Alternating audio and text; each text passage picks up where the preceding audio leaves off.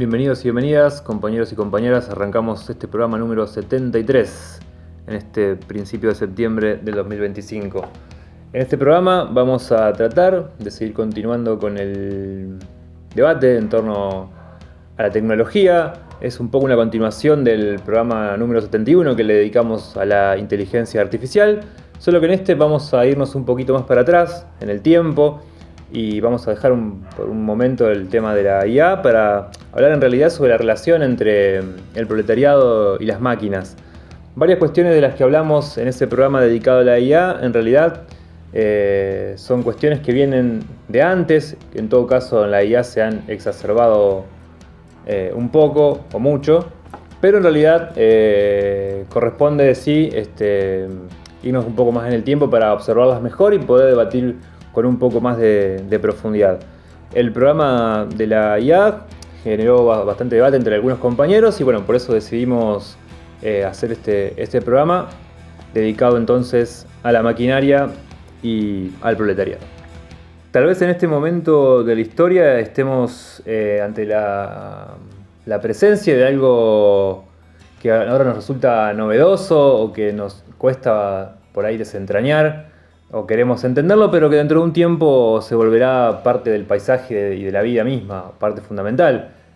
Me estoy refiriendo específicamente a la IA. Ha pasado en otros momentos de la historia con ciertas técnicas o ciertas tecnologías que en su momento fueron disruptivas, en su momento pudieron haber causado algún tipo de extrañamiento, pero que hoy son parte total de la vida. Hablo desde la construcción de un megapuente, como pasó acá en la ciudad de Rosario allá por el 2000, el puente Rosario Victoria, por ejemplo, o la aparición de Internet, que son cuestiones que hoy ya forman parte totalmente de nuestra cotidianidad. Para poder desentrañar y para poder desandar un poco el camino, por eso nos vamos a ir hasta el siglo XIX, vamos a tomar como referencia para este programa un texto de 1857, escrito entre 1857 y 1858. Y luego hacia el presente lo vamos a remitir al cuaderno de negación número 16. Notas sobre aborto, género y población. ¿Por qué un texto de 1857 para hablar de inteligencia artificial o al revés? Estamos utilizando la inteligencia artificial para poder hablar un poco de la dinámica capitalista. ¿Qué es lo que nos encontramos en este fragmento de las máquinas que está en los Grundrisse? Lo primero que nos habla es de cómo el medio de trabajo, como por ejemplo una herramienta, era dominada por un obrero y a través de este proletario podía transmitirle su trabajo a un objeto. Esto se vuelve un poco más intrincado cuando el obrero está operando una máquina. Además, estas máquinas van sufriendo diversas metamorfosis hasta transformarse en un sistema automático de maquinaria. Entonces este sistema de maquinaria tiene una determinada complejidad en la cual ya no es el obrero el que le da vida a una herramienta, sino que es la maquinaria misma la que determina el proceso de trabajo. En este momento, el obrero se vuelve un apéndice de la máquina y no al revés. No es la virtud del obrero la que termina quedando plasmada en una determinada mercancía, en un determinado valor de uso, sino que es la característica que tiene la máquina la que termina determinando cuál va a ser la forma final de este producto. Entonces es la máquina la que termina determinando todo el proceso productivo, siendo el obrero un apéndice de la máquina misma. Esto nosotros podemos pensar lo que evidentemente viene sucediendo por lo menos desde antes de 1857, y que fue pasando en diversas ramas de la industria que se fueron automatizando, como por ejemplo la industria metalúrgica, como por ejemplo la industria maderera, la carpintería, inclusive la industria química. Llega en esta última instancia la inteligencia artificial a dar una nueva vuelta de rosca en todas estas industrias y a introducirse en otras ramas en las cuales todavía la automatización no estaba presente, como por ejemplo en la ciencia misma, en la programación, en la traducción, en el periodismo o en la educación. Entonces, lo que sucede en todas estas ramas nuevas de la industria, que es algo que ya sucedía en algunas ramas anteriores. El obrero el trabajador empieza a operar cada vez más como un autómata que opera a través de la máquina, y la máquina es un poder ajeno al obrero. Esto es lo que dice Marx respecto de cómo se introduce la maquinaria en el proceso productivo. Ahora bien, nosotros agregamos que además de ser el obrero un apéndice de la máquina, también el ser humano en general, el proletario por fuera del proceso productivo, es cada vez más un apéndice de la máquina en sus momentos de ocio y disfrute. De la herramienta a la máquina, de la máquina a la automatización y de la automatización a la IA. Es decir, ya no solo estamos hablando de un proceso productivo o meramente de una línea de montaje, sino en todos los aspectos de la vida. Claro, podemos pensar que además de hacer el trabajo de un traductor o de un docente, una máquina hoy en día también reemplaza la lectura de un mapa cuando nosotros queremos viajar. Esto no es algo que nosotros estemos evaluando como una cosa negativa o positiva en sí misma, sino que simplemente estamos diciendo por ahora que el trabajo de leer un mapa para saber a dónde tenemos que ir o mirar una brújula es completamente reemplazado por una máquina que nos dice a dónde estamos parados e inclusive nos sugiere lugares para ir.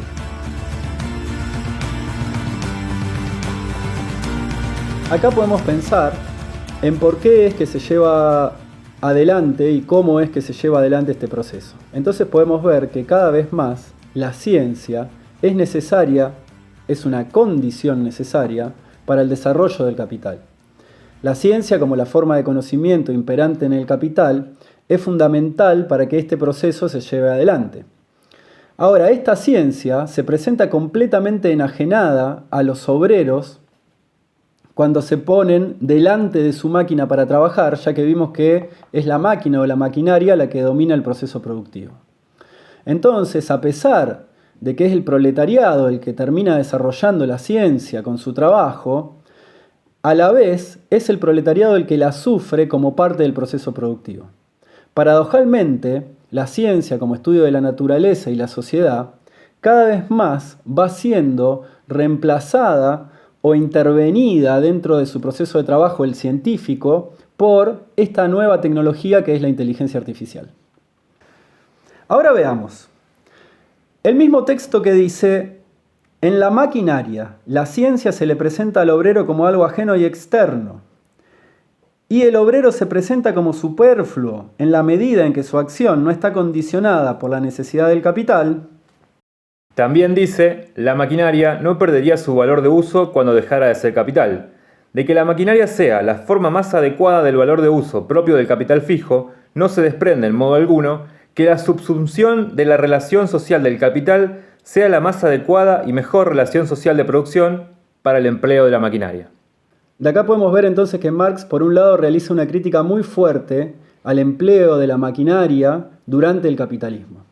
Sin embargo, también hace una reflexión y dice que en una sociedad que supere al capitalismo, esta maquinaria podría ser puesta en uso en favor de las necesidades de la humanidad. Cuando uno ve o estudia la historia del movimiento obrero en general o de la escuela socialista, digamos, en todas sus derivas, lo que uno observa es que en general se ha tenido siempre una visión muy simpática hacia el desarrollo de las fuerzas tecnológicas o técnicas, una visión muy positiva de las máquinas o de la industria, de la ciencia, obviamente. Esto ha sido algo característico y en forma mayoritaria, podemos decir. Y han sido más bien pequeñas las tendencias dentro del movimiento obrero que han cuestionado ya sea el paradigma científico positivista, ya sea el uso de las máquinas o el desarrollo de la automatización, e incluso también su empleo, digamos, hipotético en la sociedad comunista. Han convivido o están presentes las dos, aunque el movimiento obrero en su historia ha tenido más esta visión positiva respecto al sistema de las máquinas. En oposición a esta visión un poco optimista y positivista, que nos dice que las máquinas nos van a hacer vivir un poco mejor y permitirnos tiempo para trabajar menos, pero que además permiten las condiciones para un cambio social. Hay otra visión completamente opuesta, que podríamos caracterizar de un poco más primitivista, que identifican en las máquinas la opresión y al opresor. Y entonces nos dicen que este desarrollo tanto del capitalismo asociado a la técnica, lo único que puede hacer es oprimirnos cada vez más. Impulsan una determinada vuelta a la naturaleza que parece muy simpática, pero que de todas maneras aún se sigue mostrando socialmente impracticable.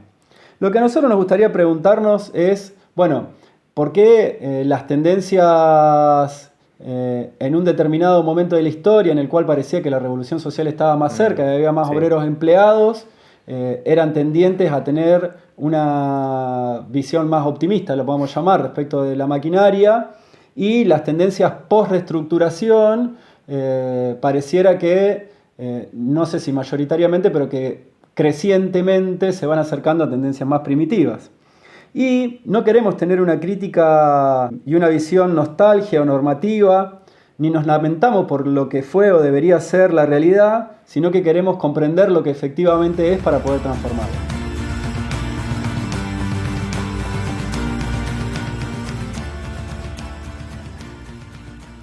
El capital tiene muchos estímulos para aumentar la productividad. Principalmente la competencia entre burgueses hace que estos tiendan a introducir cada vez más nuevas tecnologías, lo que redunda en una disminución del tiempo de trabajo necesario para producir las mercancías.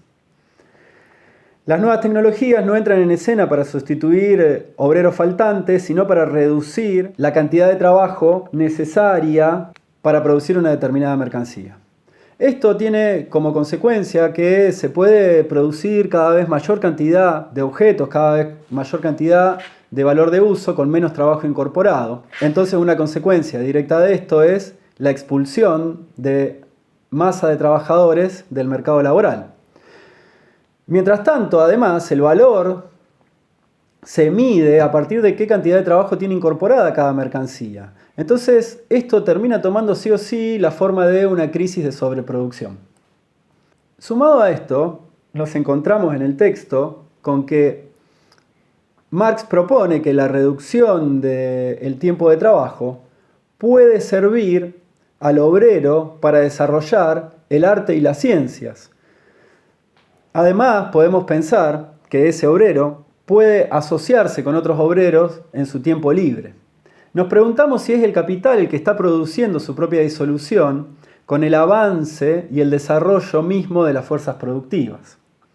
Nos preguntamos esto porque hay algunas tendencias que se verifican directamente, pero a la vez, hoy en día, estamos cada vez más rodeados de estímulos que nos llevan no a desarrollar la ciencia, no a desarrollar el pensamiento, podríamos decir, no a desarrollar el asociacionismo, sino que hay tendencias en las cuales el ser humano se ve cada vez más atomizado atrás de las pantallas. Inclusive podríamos preguntarnos qué pasa, por ejemplo, con el arte, cuando la inteligencia artificial hoy en día hace música o dibujos, inclusive hasta películas. Entonces, podríamos pensar, ¿el trabajo se puede emancipar del capital, como dice este fragmento sobre las máquinas? ¿O podríamos darle una vuelta de rosca a esto y decir, ¿el capital se está emancipando del trabajo? Vamos a hablar un poco ahora a partir de las notas de los últimos cuadernos de negación, notas sobre aborto, género y población, que a partir de tomar el tema de aborto y género, se va metiendo cada vez más y más en la cuestión de la población. Y si bien no está directamente escrito pensando en la cuestión de la IA, nos da un montón de pistas para pensar cómo se va desarrollando esta tendencia del capital actual, en la cual se producen cada vez más mercancías con menor cantidad de trabajo incorporado.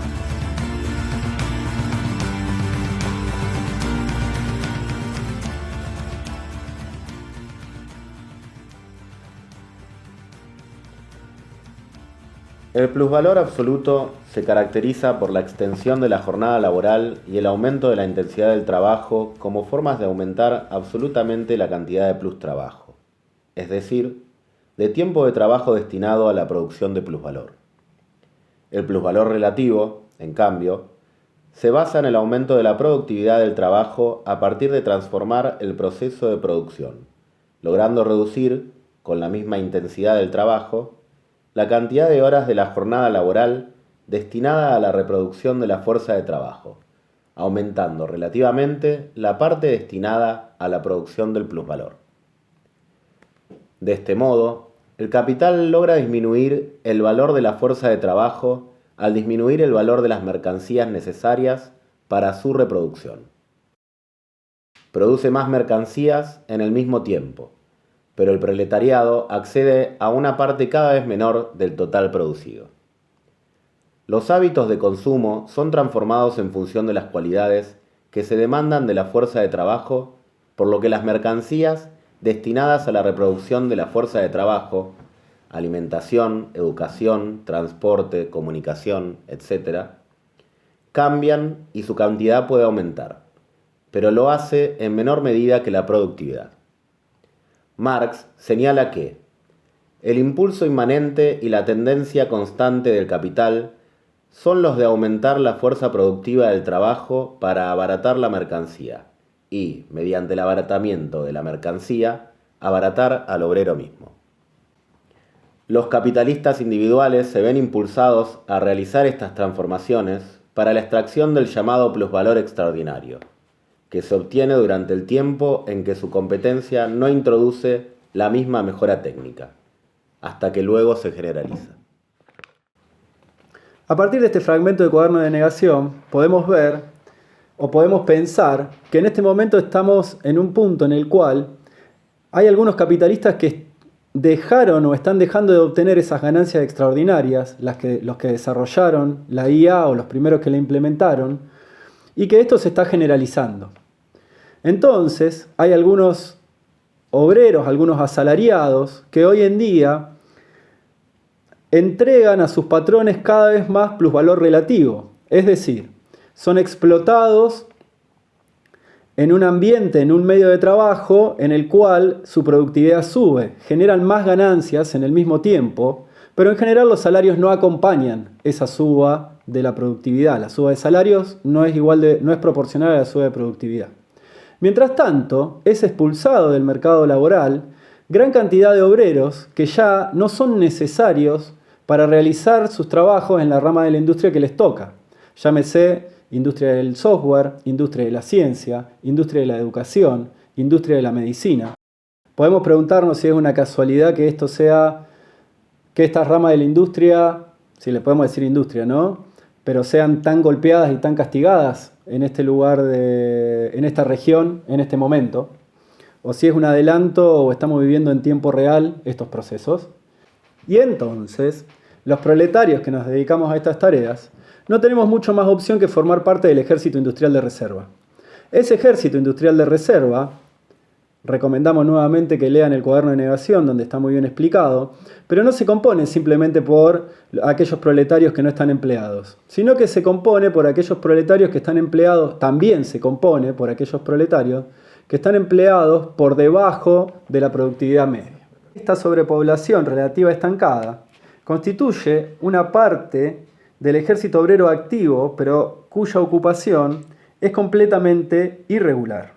Vamos a ver qué dice Cuadernos de Negación al respecto de qué pasa en Argentina con este fenómeno. En Argentina podemos ver materializada e incluso agravada esa tendencia por las particularidades del desarrollo de la producción local. A la vez, una parte considerable del proletariado aparece como población sobrante consolidada, es decir, sumergida en el pauperismo extremo y, en gran medida, inempleable para el capital.